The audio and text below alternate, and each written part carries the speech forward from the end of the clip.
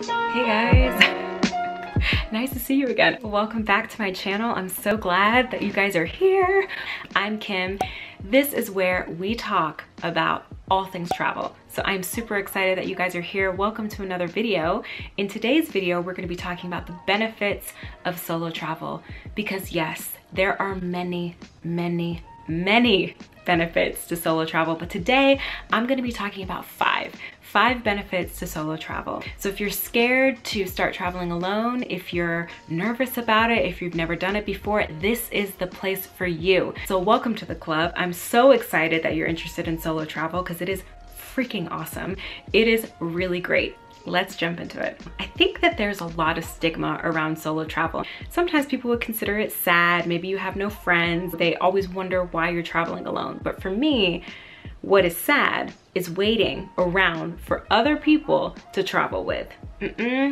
That's not gonna be me, and that's not gonna be you. So we've all been there. When you plan this, let's say you plan this beautiful trip to LA, you just wanna go to skate parks, you wanna eat street tacos, you wanna listen to really awesome indie music, and then all of a sudden you invite one or two friends and the whole trip is hijacked. And all of a sudden you're in Texas, horseback riding in the middle of nowhere.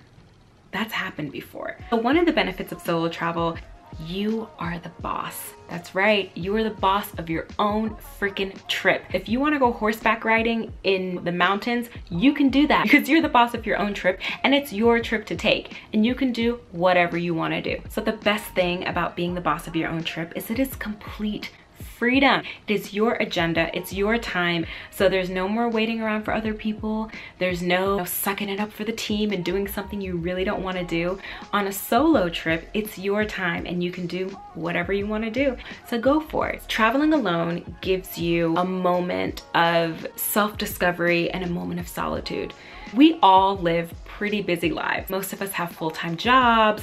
A lot of people are in relationships, it's side hustle. We have passions and hobbies, kids, marriage, pets. We all try to live full lives.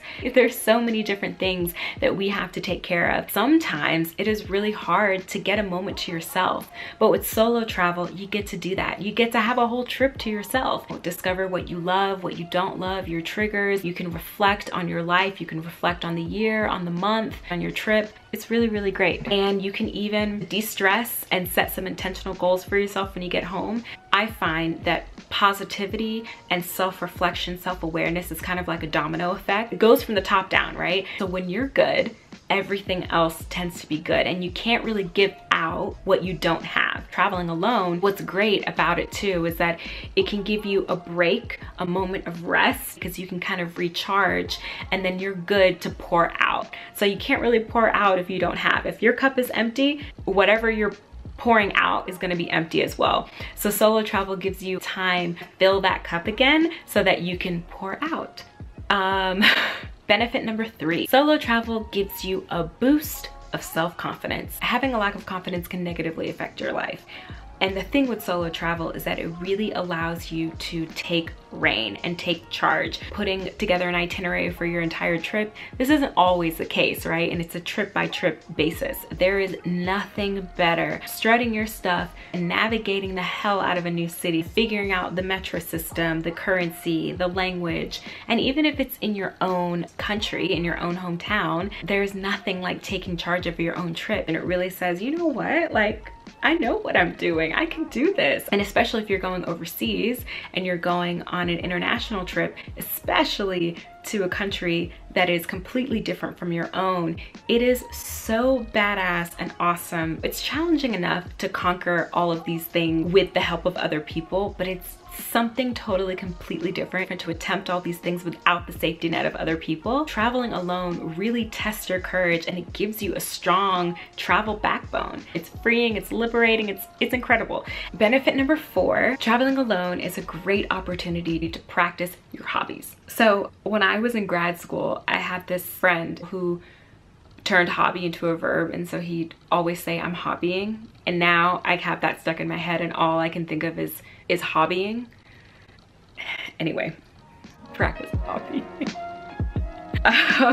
If you have a hobby that you're really into, that you love, go on a solo trip. It is awesome. Practicing a hobby on a regular day is awesome, but add a trip on top of that and sky's the limit. When you're traveling with other people, you have to cater to the group. You have to do what other people want to do. But when you're traveling alone, you can build an entire trip around a hobby. For example, my dad is West Indian and he loves cricket, and he has built entire trips around following cricket teams and watching them play in different parts of the world. You can do the same thing with your favorite sports team. If watching rugby is a hobby for you, then you can follow your favorite rugby team all around the world. You can make an entire trip around any hobby that you want. Oh, my friend JC is really, really good at this. She is a runner. She's done marathons in the US. She's done marathons in Berlin. She's done marathons in Paris. She's done marathons in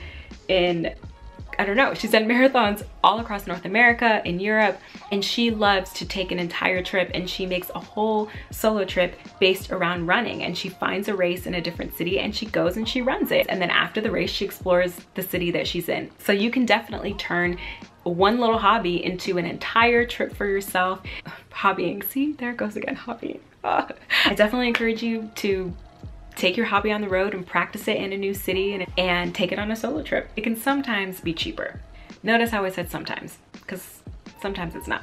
We all love group travel. I love a good girls trip, but sometimes with group travel, and we've all been there, I know you know what I'm talking about. You have that one friend who insists on splitting everything, but then they have like 5 more glasses of wine at dinner than you do.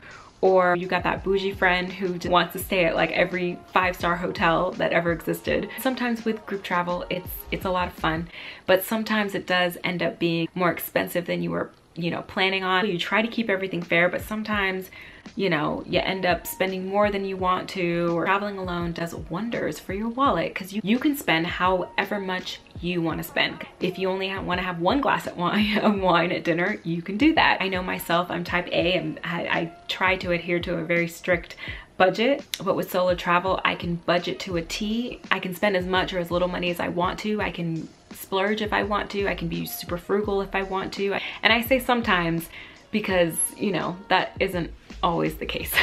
If you want to read more about solo travel benefits, definitely check out the full-length blog post. I will link that in the description box below. If you enjoyed this video, definitely like it, subscribe to the channel. Please comment below and let me know your favorite solo travel benefit or what you're looking forward to for your first solo trip if you've never done it before. So I'm excited to read those, and I'll see you later. Bye.